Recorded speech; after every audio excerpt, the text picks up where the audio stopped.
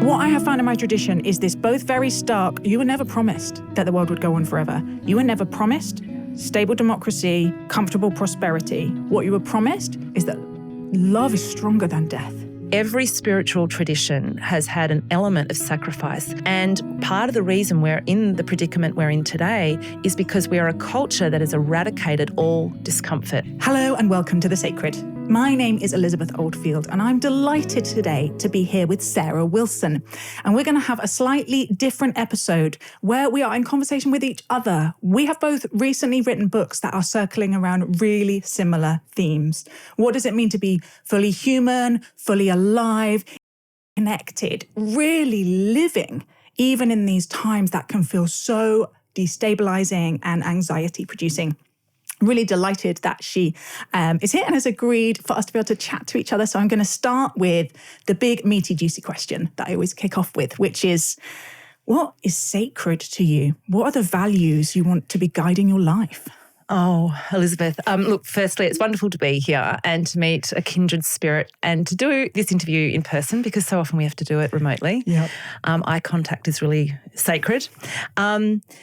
I want to almost answer the question from two angles if I can, because in many ways what is sacred is what is the definition of sacred. And I think for me, so sacred is almost everything that is unknown, that the human brain, particularly the left brain, cannot grasp, and that which remains mysterious.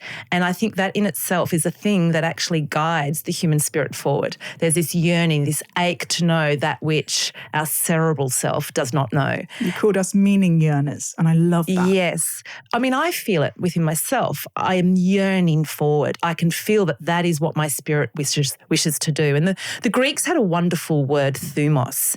Thumos is this kind of almost like noble warrior-like desire to progress, and not the sense of the word as we know it today, which is about growth, which is highly problematic.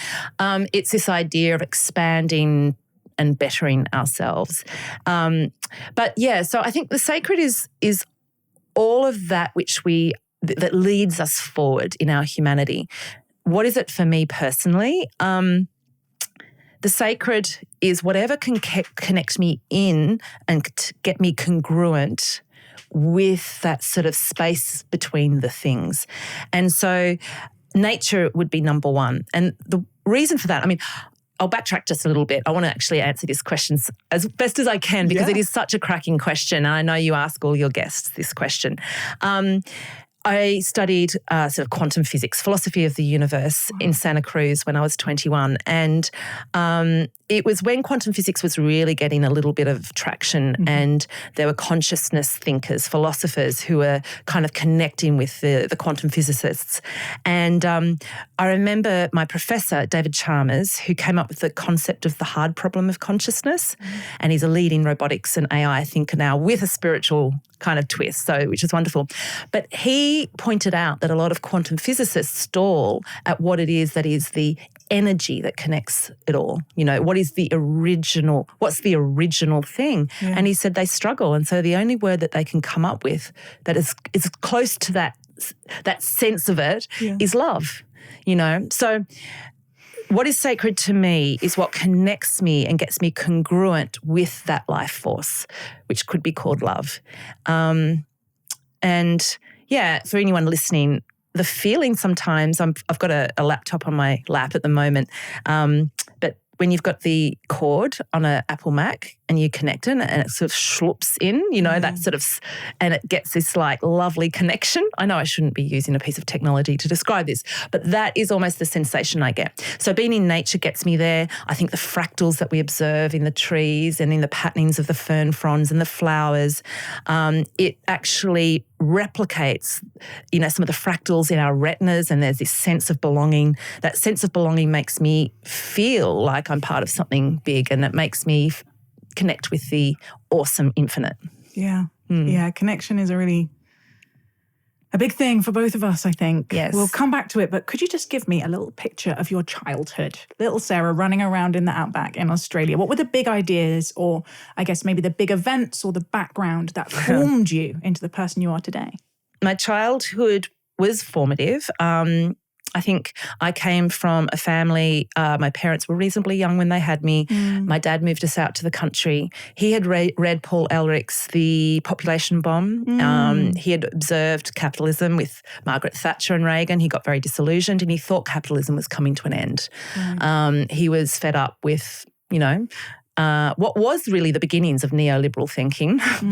The poor guy has had to witness it get just worse and worse and worse. So we moved out to the country to a semi-subsistence property. Unfortunately, and this is in Australia, it was in the middle of a drought and bushfires, like really, really destructive bushfires. So his big dream was crushed by those realities. And the irony was that they ran out of money. They couldn't afford to get water.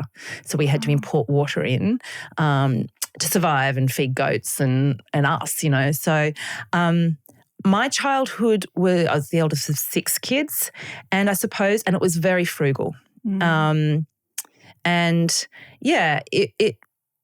think by today's standard, as people would say, poor, but very, very resourceful, and it became just part of my mindset. And I think people who've grown up that way, you either go one way or the other. You either become a raging capitalist, or you sort of stay true to that kind of way of thinking.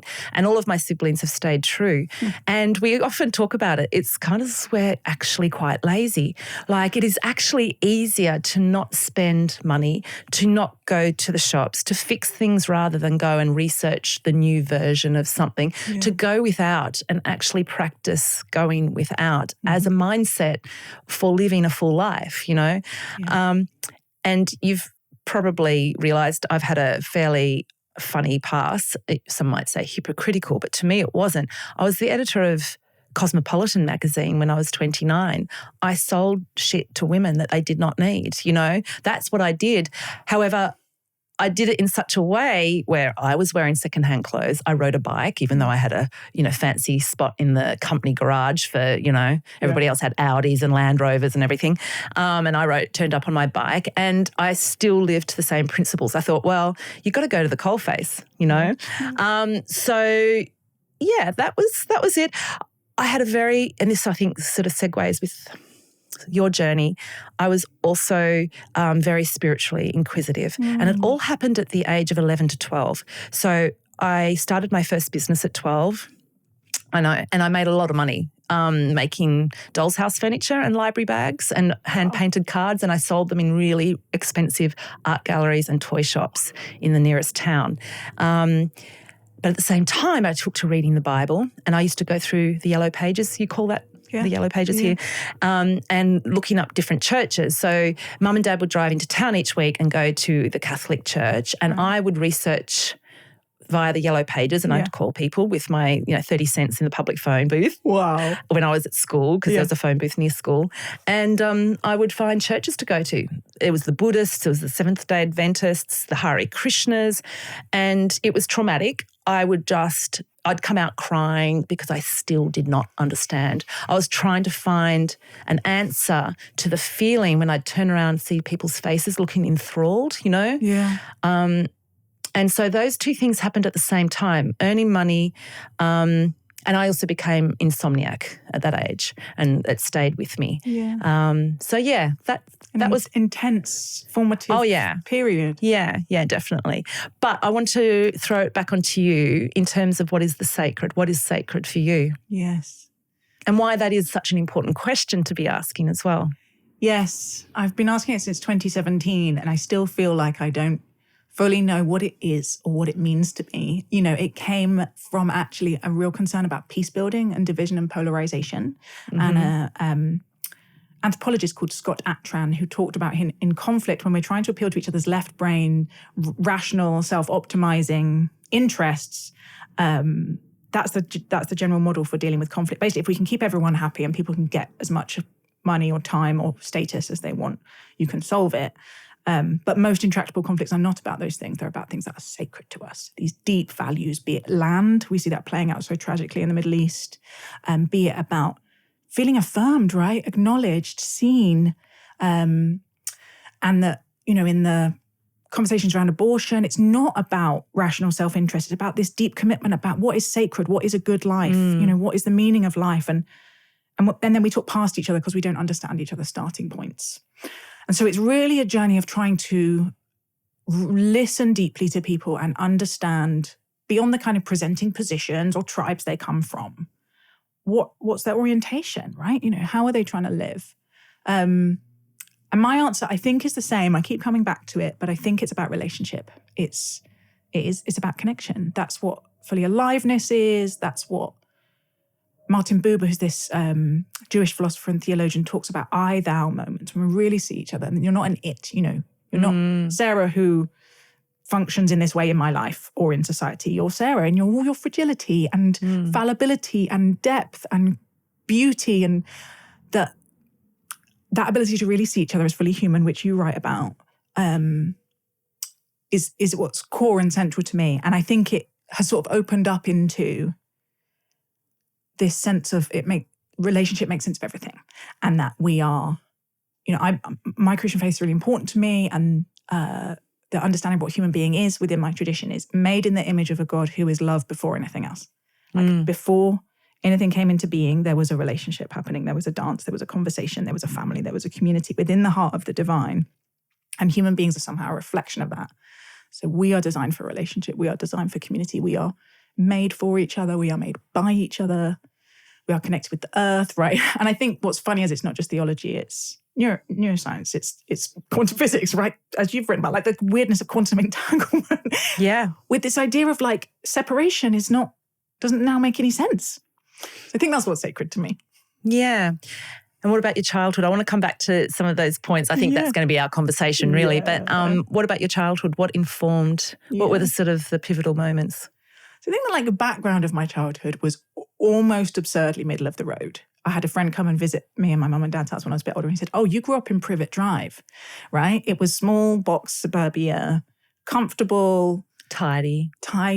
Well, actually not my house, but in general, like middle of the road, middle class. But I just craved more. I read these novels and I was like, I don't want to be from the commuter belt. I want to be from the wilds of Scotland, right? Or I had this whole thing about wanting Celtic blood, which I have now. I want to be a heroine on a journey towards meaning and purpose, and this longing for life to be bigger than it looks like that it was. And I think that's one of the reasons that when I encountered the particular form of Christianity that I did, there was such a hunger. It was like engagement. So that's the big turning point of my childhood. Was there was background Christianity, maybe a bit like your parents actually. It was not completely absent. Yeah.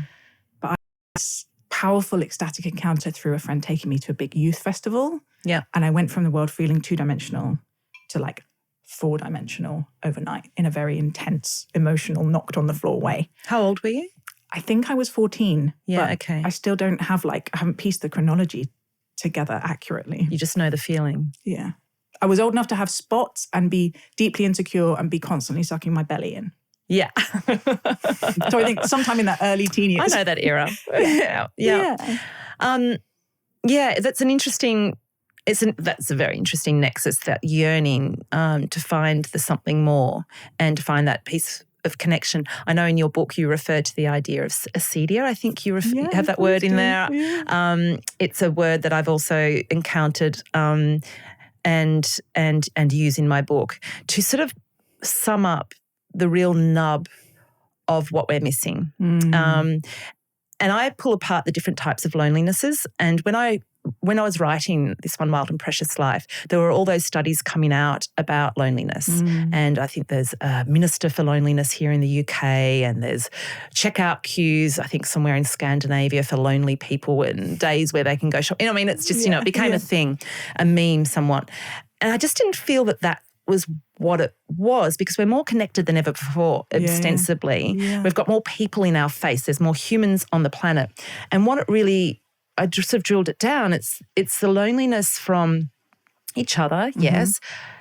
It's the loneliness from ourselves as well. Yeah. And it's the loneliness from the kind of connection to the matrix of meaning. Yeah. So we've actually become unplugged from the matrix, and that brings about a profound sense of lack. And you refer to this as sort of a spiritual distress that saw you go on the journey to become fully alive, you know. Yeah. And I think that's something, I think it's palpable and I see it everywhere. That's more of a statement, a sort of a linking statement. But I might segue it into something that I feel I came across in your book as well, that it's sort of following that grief journey, you know.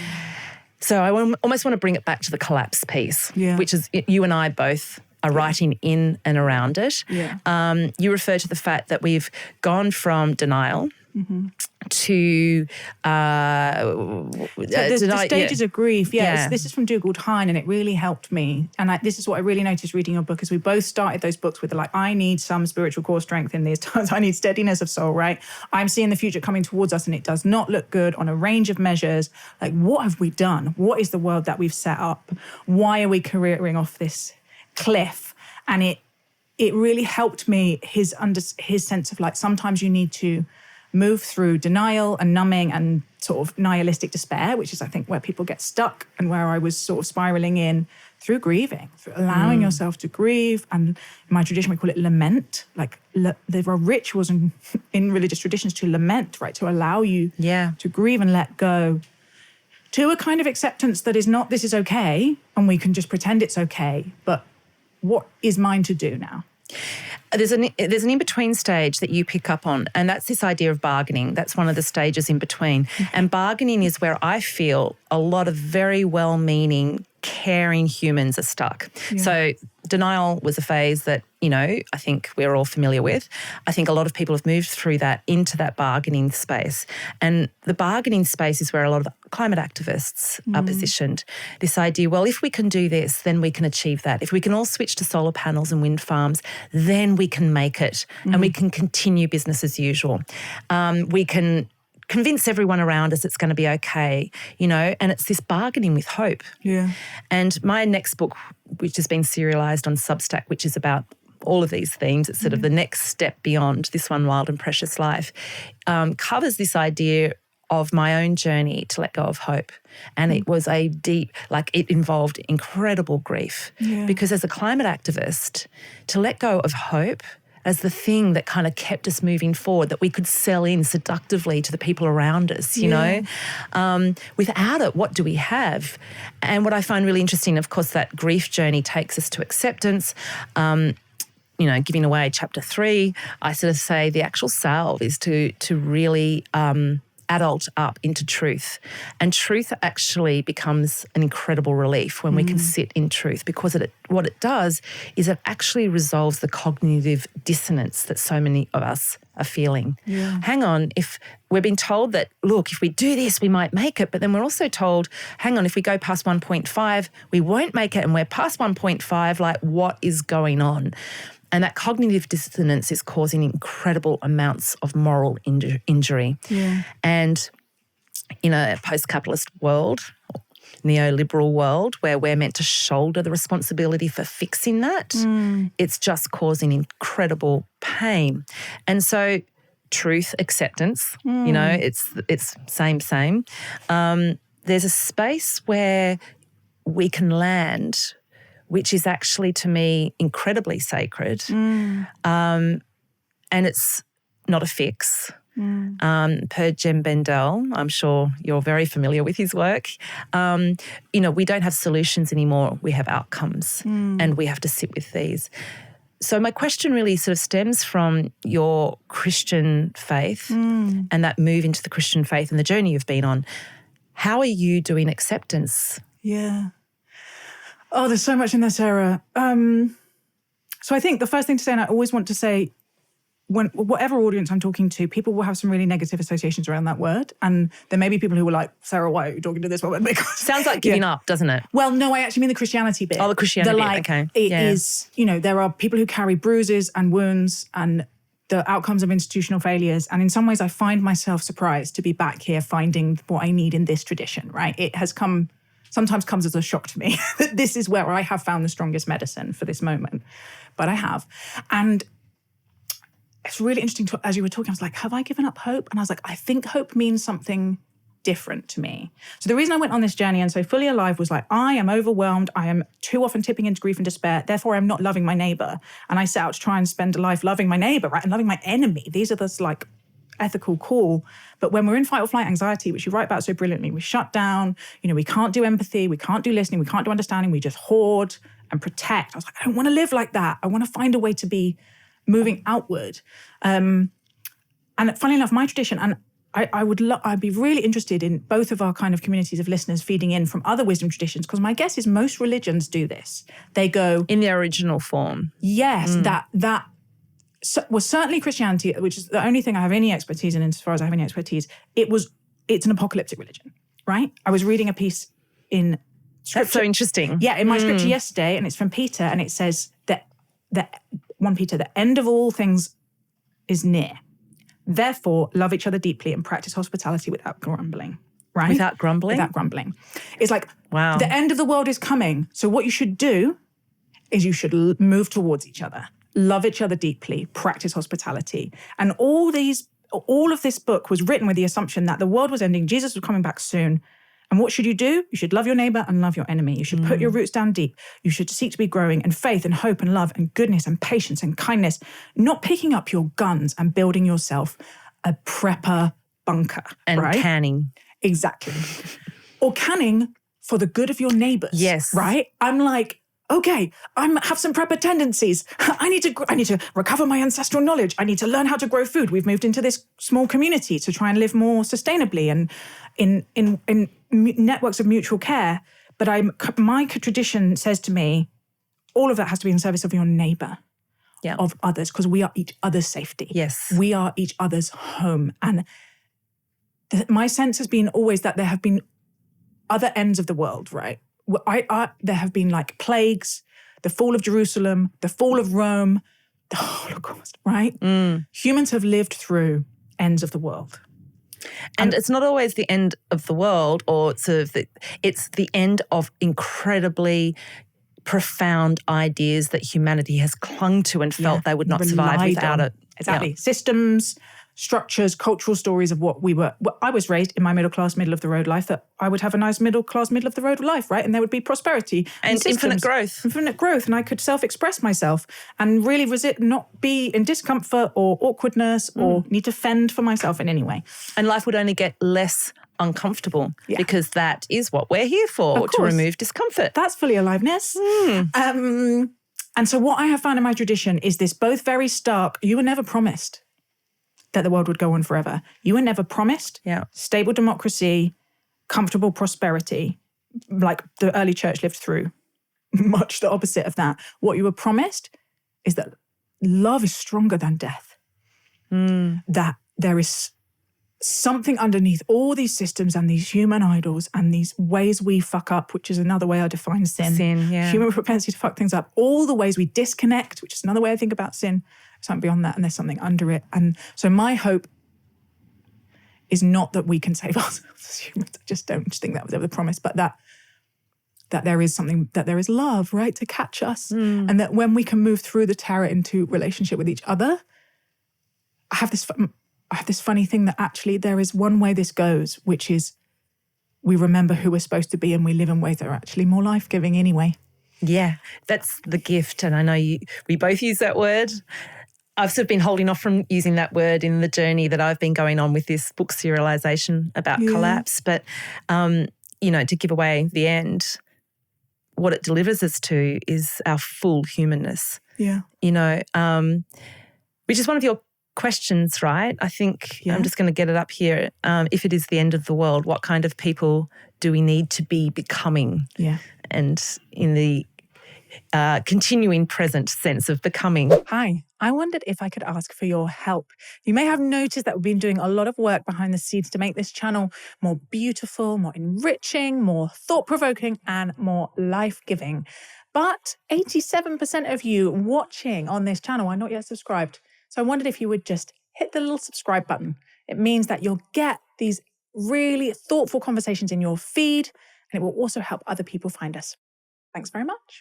Yeah, and I find that question really, really helpful. It's from Vanessa Zoltan, who's an atheist chaplain and thinker who does a lot of reading secular books as sacred. But I like it because it puts the if there, because I need to hold the future as a mystery and not assume that I know what's going to happen. Yes. Anything could happen. But then it's that sort of serenity prayer from the recovery movement, help me have the courage to change the things I can, but also the serenity to accept the things I cannot change.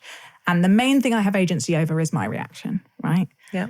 Where I put my spiritual roots, how I choose to respond, like what is the things I'm going to spend my attention on so that they can form me. And I want to be formed into faith, hope, and love. I want to be formed into communities that flourish. I want to be formed into someone who can love their neighbor. And I'm not actually that person because I am lazy and easily annoyed and distracted by my phone, mainly, right? Yeah. So I want to be part of a story in a community that can help me be becoming that kind of person. So like, if it is the apocalypse, then we're going to need people, one, with some practical skills, and two, who are not panicking and running around with their pants on their head, but are like, right, we can do this. Like your family, how are we gonna fix things with what we've got? How are we going to share what we have? How are we going to grow enough food to feed us all? Yeah. I think you said that you wanted to be, and I'm just trying to find the wording on it actually. It was some really great wording on who your ambition is to be a non-anxious presence, be the kind of person who would have hidden the Jews from the Nazis. Yeah. It's ambitious given my current character, but I do. You wouldn't have had an iPhone to distract you back then, so I don't know. Because some people did, right? Some people did. They did. They rose. They put their lives on the line. I'm not that yet. I'd like to be that by the time I die. I really like that answer because it does recognise that is a practice and it is really hard. That is the art of humaning. Is to actually become that person and firstly to acknowledge that you're not there yet. I also like the way that you referred to almost a sense of self-conscious vanity around the idea that you want to be a luminous presence as well. And I get that. Yeah, I get that because I know that people say to me, like my mother actually sent me a message. She contacts me about once or twice a year. And her message was, I just do not understand with all the information that you're engaged in at the moment. I'd gone home to visit. Mm-hmm. I'd talked her through it. She's deeply Catholic and it really, really confronted her what I was working on. My father can hold it. Yeah. He's fired up for it. He's got warrior spirit. He's like, right, well, what do I need to do and be? Sounds like he's always been going, how do we? Yeah, he's very much like that. And my mother gets very overwhelmed. And she said, how is it that you look so happy? And it really, really confounded her. And a number of people in my life are like that. They're like, you seem to be okay around this. And I have to say that one of the things that I do, and it is tapping into that egoic idea of becoming something that you've always wanted to be and have wanted to rise to, and that is, you use the beautiful word luminous, I think the word warrior is wonderful. Meg Wheatley talks about being an island of sanity, and it's the sense I have is that there's going to have to be more of us that embody that. And for me, that gets me out of bed. Yeah. Like that is a more of a sturdy, honest, true, congruent, attuned way of being than trying to peddle hope, which is what I used to have to rely on. I would love to hear more about how your spirituality helps you find spiritual core strength in these times. What does it mean for you to do that? And you talk about full fat spirituality, not spirituality light. What does it look like? Yeah, okay, that's a good reminder. So this is sort of by way of answering the question that I kind of danced around and said I'd come back to, what kind of people do we need to be becoming if it is in fact the end of the world? I mean, to a certain extent, I think that what we need to be becoming is simply more human. Fully human. And it's not much more complicated than that. What do you mean by it? It's a remembering. It's a returning. It's stripping back. It's being.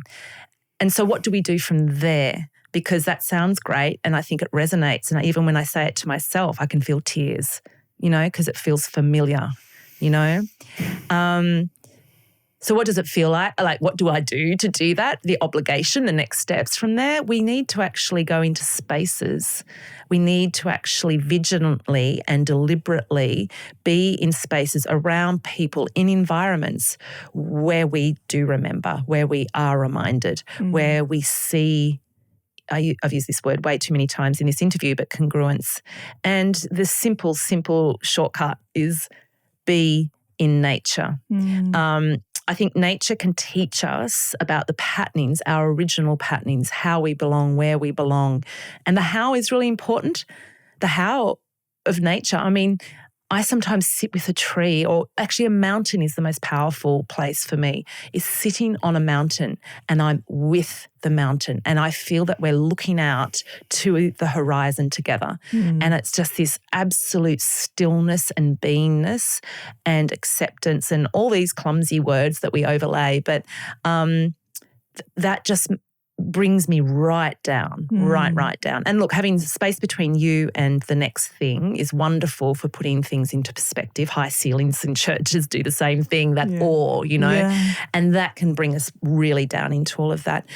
But I think, we need to remember and return to who we are. We need to unfuck the fuck-uppery, you know, and that's simple. And I think it comes as a huge relief to people. So my spiritual journey, I suppose, has been, spirituality aids me through that. And I know that you've done the same, the people in your life have done the same, have done the dance around trying different things. But to sort of pick up on that phrasing that you've quoted back at me, my own words back at me about sort of full-fat spiritualism. When I wrote this One Wild and Precious Life, I was aware of how a lot of people around me were trying to cope with the overwhelm and everything that was going on, their guilt, their shame of being a human that had caused this sin we'd fucked up, you know, by doing a very diet version of spirituality, which was to go to the yoga class and get the nice stretching and the good vibes afterwards, and meditating to feel like a sort of euphoric, expansive feeling, but then walking outside and stepping over the homeless person, you know. It's about cherry picking from all the traditions, the things that actually make us feel good, which is great. That is, all the spiritual traditions have provided that. They've provided a wisdom and a guidance to make us feel less alone in our spiritual distress and acedia and loneliness. But part of that, what we've been missing, what we've been kind of cutting out, is the sacrifice. Every spiritual tradition has had an element of sacrifice, and it's not about just, you know, hardship and flagellating oneself with a, you know, soggy cabbage leaf for the sake of it. It is because we only get to that openness required to have true acceptance and true connection through some kind of grist, you know. And part of the reason we're in the predicament we're in today is because we are a culture that has eradicated all discomfort.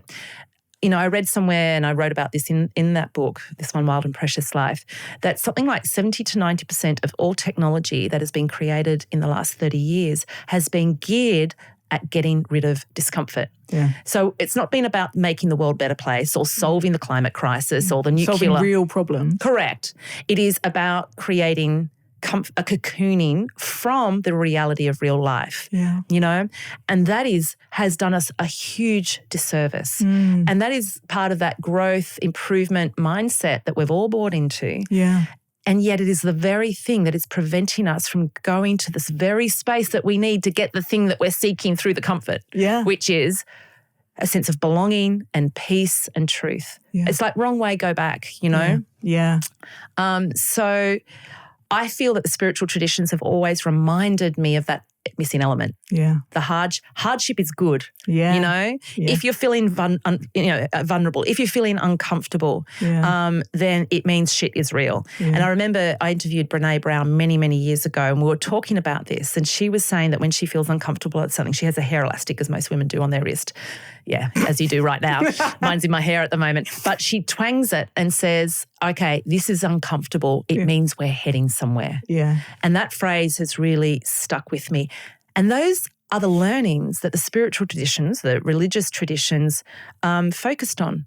They remind, as did mythology, as did fairy tales, as did heroes' journeys. They reminded us the hardship is good. The hardship is part of this process. Because we've bought a lie that comfort brings us joy. And it might bring us fleeting pleasure, but it doesn't bring us a sense of meaning and purpose and fully aliveness. Well, it brings a terrible sense of acedia, which is that foggy-headed, just, not enough air getting. You know how I describe it in the book? And it's because it's just very evocative for me. Christmas Day in Australia is stinking hot, but it might as well be here in the UK where you'll shut your windows down and it's bloody and it's so, suffocating. You've eaten too much lunch.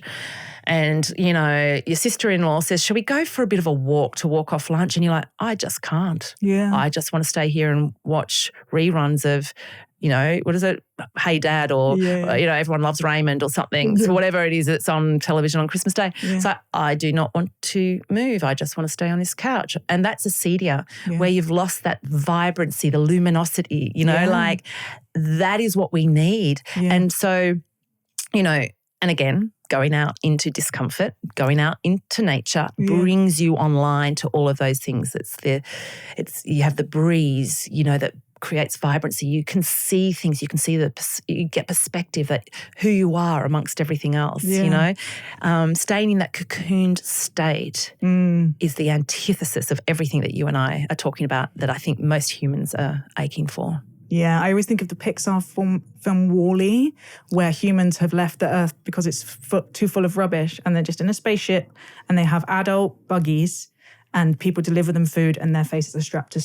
It's a huge mass population regression that we are in the middle of, and it's big, and it makes me want to go for a run and fast from all technology and remember what I am capable of, right? I'm not an adult baby. I don't need to be protected from being a human. And it's as we lean into actually our courage and our skill and our vulnerability, but our vulnerability in healthy communities that I'm finding closer to the thread. I know lots of people come to you and say, okay, thank you for opening my eyes to this and being honest about it. What do I actually do? What's the key question that people are coming to you with? Yeah, that's a really good question because it's very alive for me at the moment. So I do these one-on-one sessions via Substack, and people can book in just basically to pick my brains on something that I've either written about or they're after advice about their life. I feel somewhat like I have imposter syndrome around it, but I suppose we're at a point in history, aren't we, where people are seeking out different types of guides. Give what you've got to give. That's it. So I've probably done about 20 to 25 of these sessions so far, and they run for an hour, and it's people from all around the world. But I can tell you they are all women aged around about 38 to 51, 52, so women mostly in their 40s. They're an A-type of woman. They're incredibly caring, often got children, juggling all kinds of things. They've had an incredible career, and their question is the same every single time without fail, and that is, I have had a great career. I've achieved everything that my generation was told I had to achieve, beating the boys, ticking off all these boxes in life. And I know I need to be of service. I know I'm at a point in history where I need to step up into something. I don't know what it is. I don't know how to do it. And our strategizing binary left brains go, well, what I need to do is do a career change, and I need to start a podcast, and I need to start a Substack, and I need to do all these things, And my general kind of advice, the journey that we go on together is I quote Pema Chodron here. I say, listen, the smartest thing you can do is start where you are. And if you are a nurse, if you are a lawyer, if you're working in corporate HR, there is so much work to do in all those fields.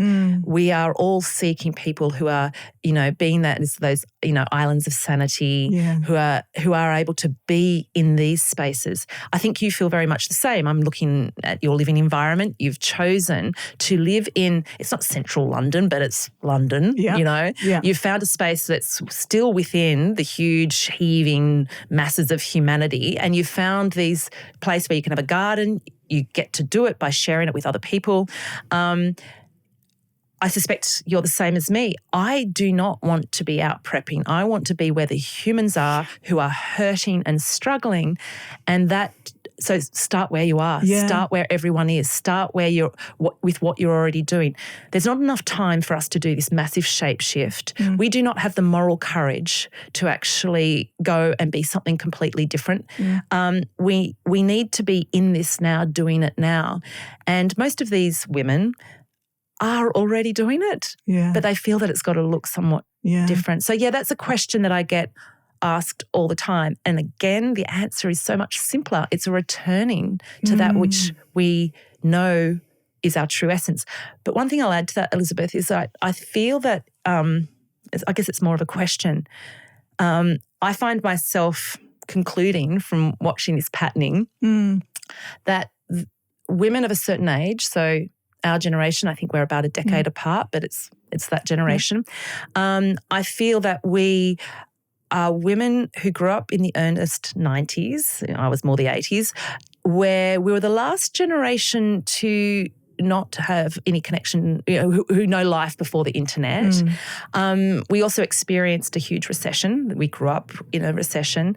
And we also grew up with a sense that things, wouldn't always be easy.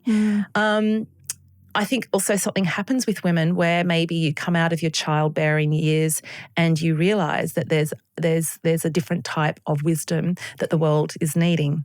And even my father said to me, he said, I think the future is going to have to be feminine, Sarah. And this is a guy who has resisted this. We have had fights about the gender pay gap for decades. I've dragged him to sort of feminist thinking over the years.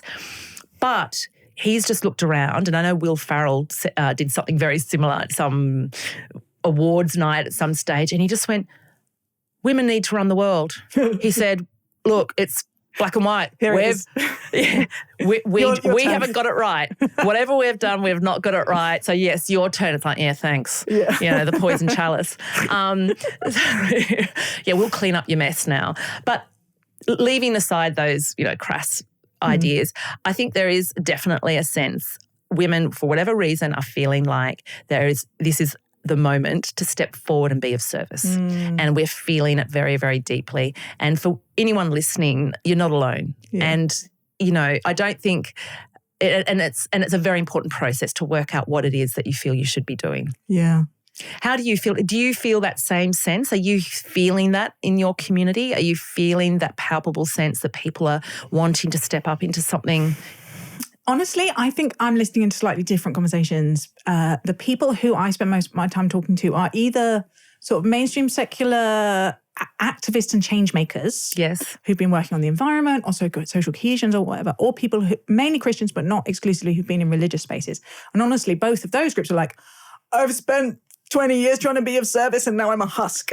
Got it. Yeah. Right. And climate activists would feel in that space too. It's hugely. Like, how do I sustain myself? Like, how do I sustain hope? Or how do I come to acceptance? Or how do I, and some people who are like, okay, yes, I've ticked off the boxes and now I want to be of service more broadly.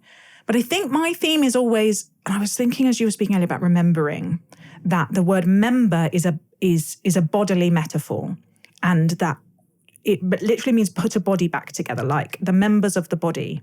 That remember is a reunification and bringing back together parts that have been ripped apart. And I always come back to that. So the main question I get asked is, how do I find community? That's obviously because I'm sort of publicly living in this slightly weird way.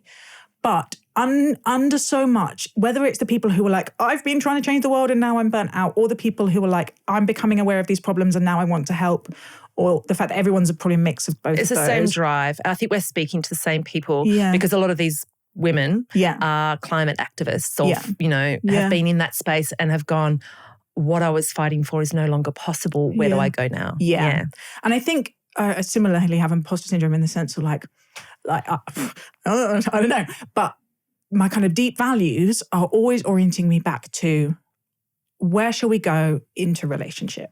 Like, where shall we go towards love? Like that, the end of all things is nigh. Therefore, love each other deeply and practice hospitality. And I think part of the reason that the people who've been trying to sound the alarm or or in their different fields, like whatever the bit of the world that you've been trying to fix or you've been aware of is, feel so burnt out and worn out is this underlying logic of individualism that we carry on our shoulders, that we are the agents of change ourselves. And this move that I find life-giving is back into community, back into a sense of who do I know when I'm known by? Who am I living up close with? What are the names of the people on my street and what do they need?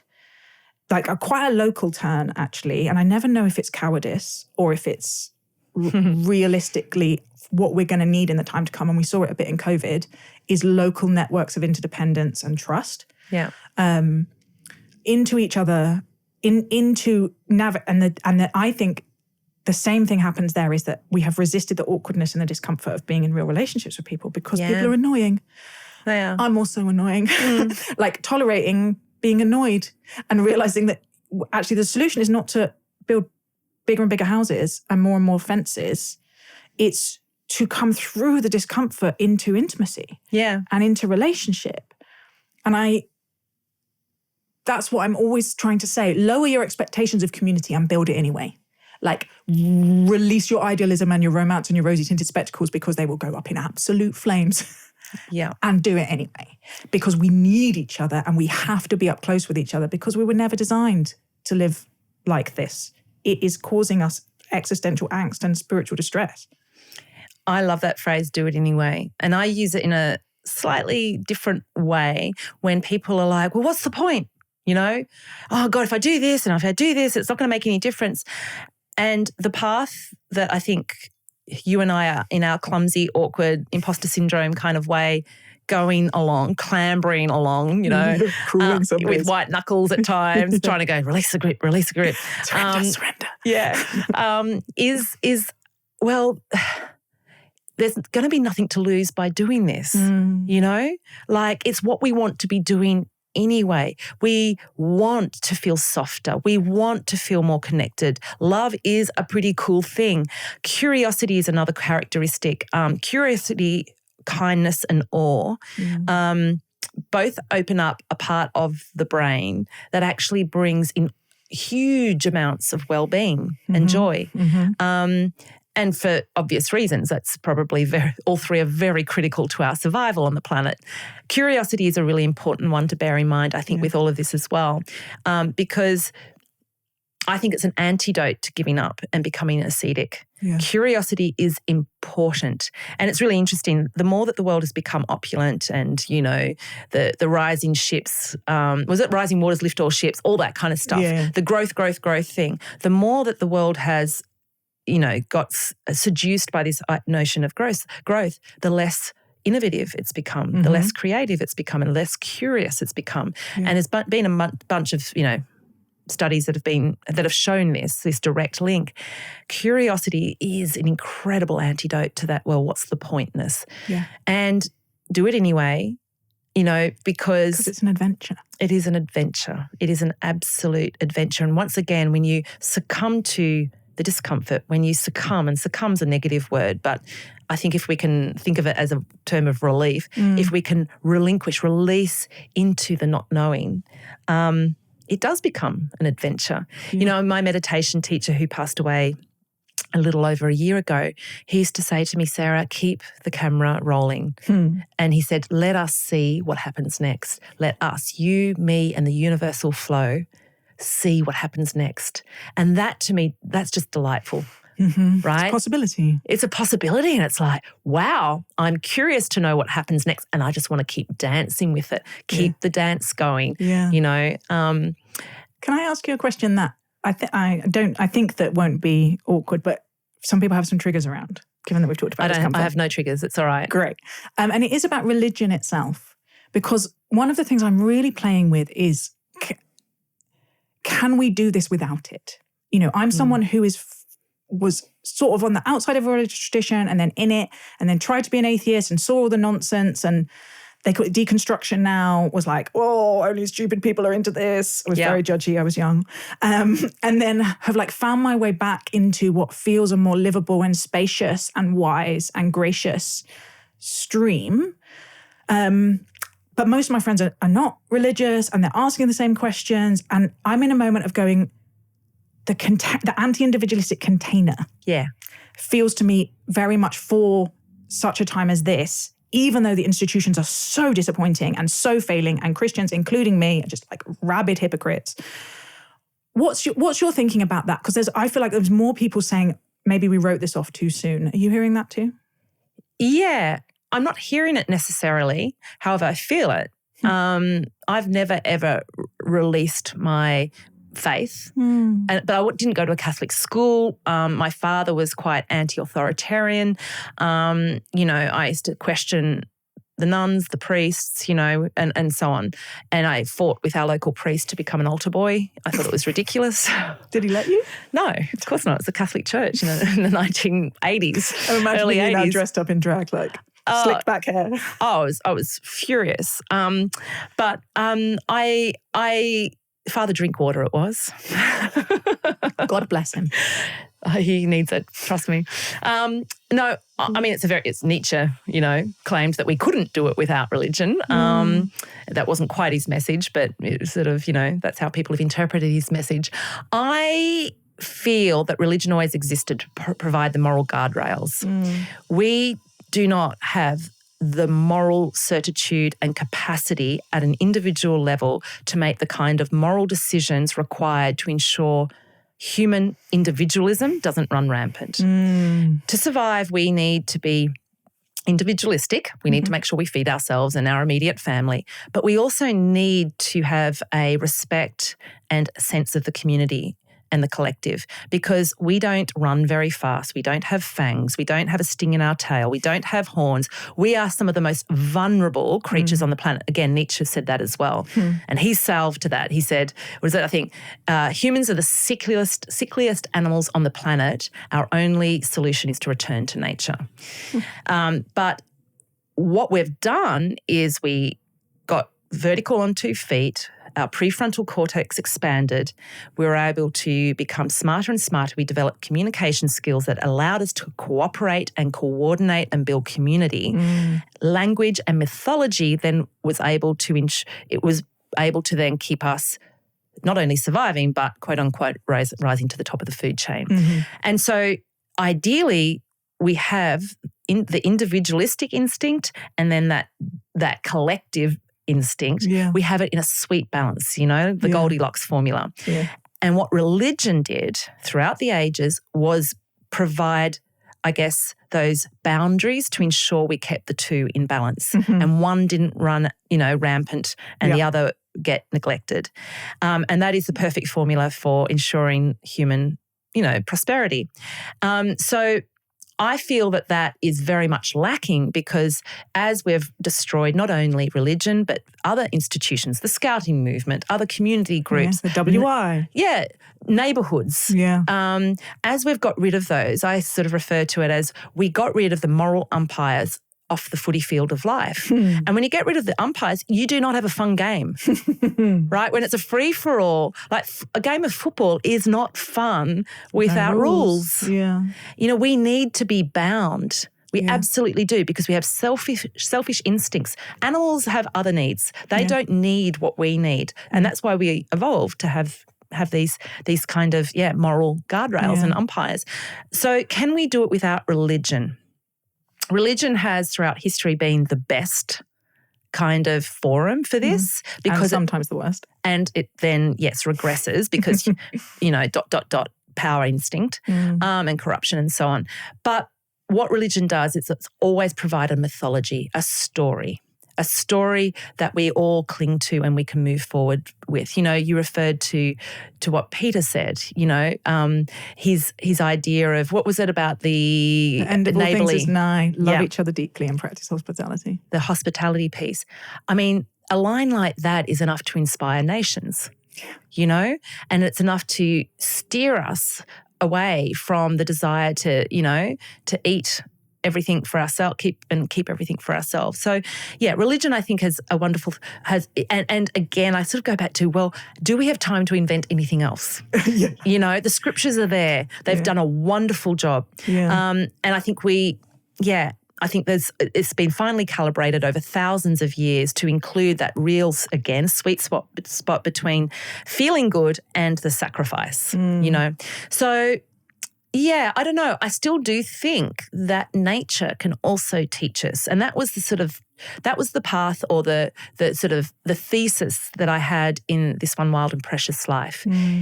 I hiked around the world for 3 years in the footsteps of many of these minds and voices who asked similar questions and provided the wisdoms, to actually encourage people to go into nature, because I think nature can teach us most of what we need. It's about getting into that slipstream, the patterning, the isness of it, the stillness of it, the pure acceptance of it. I think it actually is one way. But yes, look, a lot of non-religious thinking, spiritual traditions are nature-based. You know. Yeah. So yeah, that would be my answer. I think we can, and I think nature can actually lead us. So, you know, we've gone deep. I love it.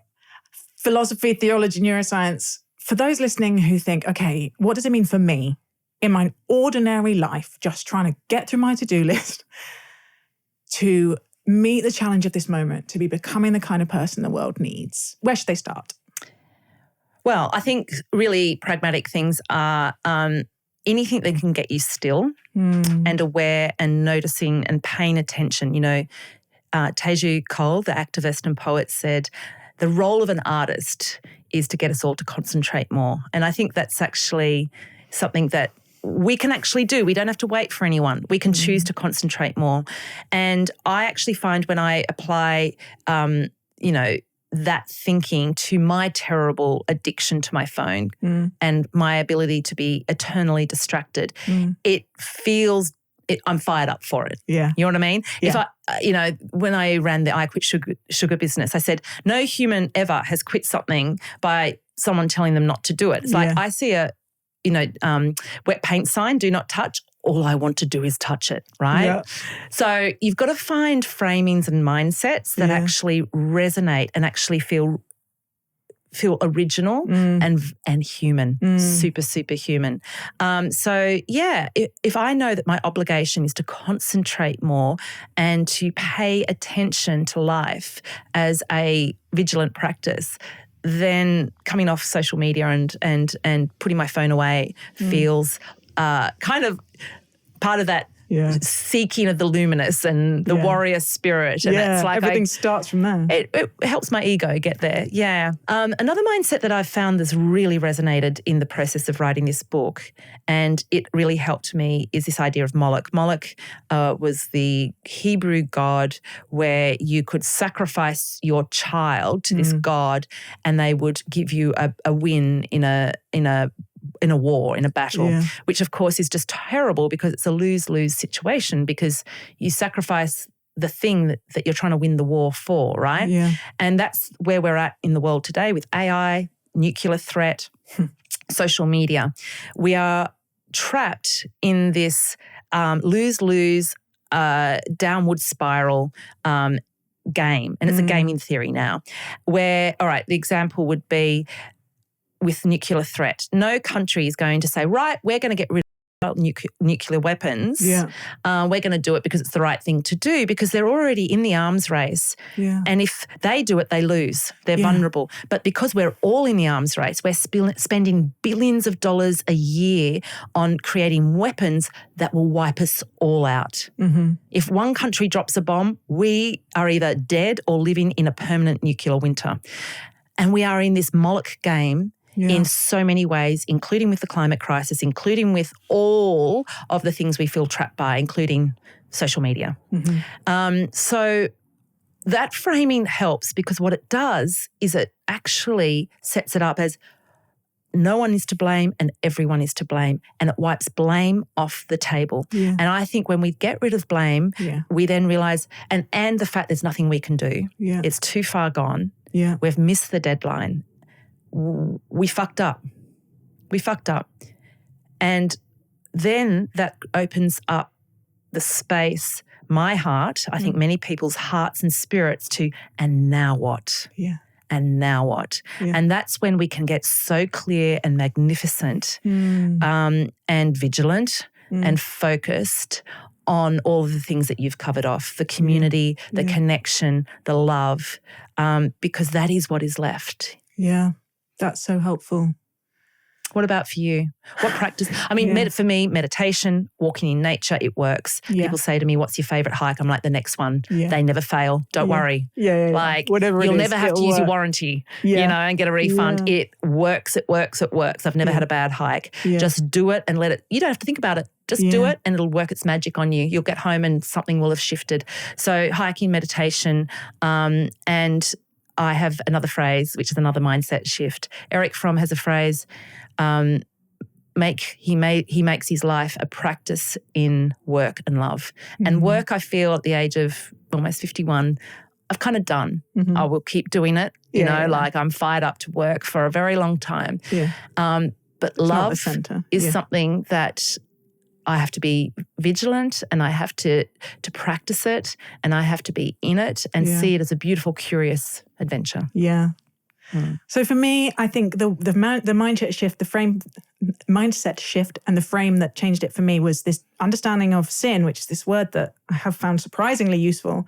There's a phrase that's used by St. Augustine and Luther, which in Latin is homo inconvertus in se, which means humanity turned in on itself, like an ingrowing toenail, right? And when I came to understand that the temptation of all human lives probably, and particularly at the moment, to turn in on ourselves and withdraw from each other, to disconnect from each other, from the earth and from divine love, that was what shook me out of this acediac numbing into, okay, what does it mean to do the opposite? What does it mean to grow towards connection and relationship and fully aliveness? Practically what that actually means is committing to other people over time. Okay. And so the bit of us that's wants full individual control over our schedules, wants always to have the option to pull out at the last minute, does not want to be transparent about our finances, does not want to be seen at our worst, wants control, is, I think, a temptation, is what pride is actually. And full humanity is when we move towards each other and we say, you're a mess, I'm a mess, we're in a mess, but we're going to travel together. Yeah. And so on the very basic level, the advice I often give to people is, have an honest, raw conversation with your friends, your best friends who you actually trust, and say, what are the rhythms and rituals collectively we could set up and commit to over time? Maybe we actually will genuinely move closer to each other. Maybe we will have one meal a week together. Maybe we will put aside a certain amount of time to be together, fully human, trying to move towards life together. And we establish some new norms where you can't just flake. You've said it, like, leave your phone at home so you can't text someone and say, I'm running a bit late. And like, take your commitments to each other seriously. Covenant together. Resist the bit of this, like, but it's not comfortable. It's not convenient. It gets in the way. It doesn't. And this is the sacrifice part of religious traditions, by the way. Sacrifice isn't about, cutting off your nose to spite a face. No. It's doing things that are uncomfortable to connect. Short-term discomfort and not even discomfort, it's inconvenience, short-term inconvenience, which we've been trained out of for the good of the good that we want to define our lives, which in my case is relationship. And so my one, where can you start with this stuff is be the earnest weirdo, prepared to seem needy by inviting people into collective commitments of community and relationship. And I guarantee you, some people were like, no. And more than half of people will go, oh, thank goodness, what a relief. Yeah. Thank you for starting. Be messy. Yeah. Choose the wobbliest table at the cafe, which is another phrase that I've used in one of my books. Like, go to messy. Actually use that to get used to this mindset. Yeah. I had to. It's not going to kill you. I had to practice going to the messy, grimmest, wrongest cafe, choosing the place in the draft, under the speaker, hating on it all, and then seeing what happens, Sitting under fluorescent lights is actually fine. But And marvellous things happen. They just do when you go to that messy place. Yeah. I'm looking at the time. I know that we have to wrap up, don't we? I've so enjoyed that. I have a question that I do use, and I think really we've covered it off, but if you had a short answer to it, I ask it at the end of some of my interviews, and it's, what is left if we lose it all? I suspect you know exactly what I mean. Some of my guests get really stumped by that question, and they sort of get very, very literal with trying to work out exactly what I'm trying to say. But is there something that you would say maybe as just a rounder outer answer to that question? Yeah, there's a bit from the Song of Solomon, and it was a reading that I had at our wedding with my husband. And it ends with, love is stronger than death. And that is my deepest hope, that if nothing else remains, love is faithful and perseveres. My answer is exactly the same, love. Yeah. Sarah Wilson, thank you so much for doing this hybrid collab today. It's been Elizabeth a joy. Oldfield, back at you. It was wonderful. It's one of my favourite conversations I've had in a long time. Thank you, me too. Wow. Sarah is obviously a force of nature. Her mind works so fast. And it was, you will be able to see how much I'm kind of shifting between being used to being the interviewer or the interviewee, and trying to relax into just having a conversation where we talk to each other and draw each other out. But some themes, a couple of themes really, really stuck with me. One was this sense of how much discomfort can we hold? You know, how much tension, how much paradox. And it reminded me of this quote by Parker Palmer that I love. And he says, those who can hold tension in a heart-opening way basically will be able to be some use in the world. And yeah, the idea that we can actually tolerate discomfort, we can tolerate tension, we can tolerate paradox, we can tolerate uncertainty, which ran through so much of this. And I think I probably feel slightly less certain than Sarah. She uses this phrase about collapse. Maybe I'm still in denial. I wrote a Substack that I wrote the other day, are you a doomer or a denier? And it really just depends what day you catch me, who I've been listening to, how resilient I'm feeling in myself, what story I'm immersing myself in. But yes, the certainly the tension and what can be very anxiety provoking, and you may have found yourself provoked to anxiety listening to this episode. I hope that it felt like a safe container to kind of carry that. But it feels really key to me as we try and grow up our souls. I was really interested in this phrase post-hope that she uses, get beyond hope. I just don't know that I ever want to get past hope. But as I was trying to explain, my hope isn't really in this particular structure of society, right? This particular system, even in, do I believe this? This is interesting. Even in my own survival, I think I do believe this, that what I try and attach my hope to is something deeper and longer term and stronger. And we landed right at the end on what that is, I think, for both of us, maybe from different traditions with slightly different language, but it is about love. It's about interconnectedness. It's about relationship, about community, communion even. And every time I go there and every time I land back there with someone, and, often when I ask people what's sacred to them, they say something like love. And one of the very earliest conversations we had on the sacred, back when our production values were embarrassingly low, is with Francis Spufford, who wrote Unapologetic. And he has reframed this concept of sin to the human propensity that F things up. And I draw on that a lot. But I asked him, could you do the same for love, please? Because there is this fundamental concept, this fundamental yearning, this fundamental hunch that so many people have, that there is a deep logic in the universe.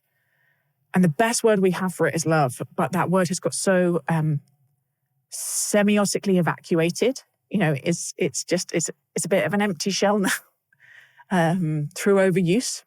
Maybe we need to retire it for a while and let it get its luster back. Many, many thoughts coming out of that conversation. I'd be really interested to hear what you thought. And you can find Sarah in all the places that we'll put in the show notes. Her Substack is called This Is Precious. Thank you so much for listening to me on today's episode of The Sacred. My name is Elizabeth Oldfield. Our production team are Dan Turner, Amari Ugandran, and Lizzie Harvey. And we are a project of the think tank Theos. I'd love you to go check out our wider work, including our sister podcast, Reading Our Times. Please do get in touch. I have a personal website. My Substack is more fully alive at substack.com. Find me on social media. I'm trying to be more boundaried with it, but I probably will see it eventually. Or drop us as an email as a team. Otherwise, I look forward to speaking to you on our next episode.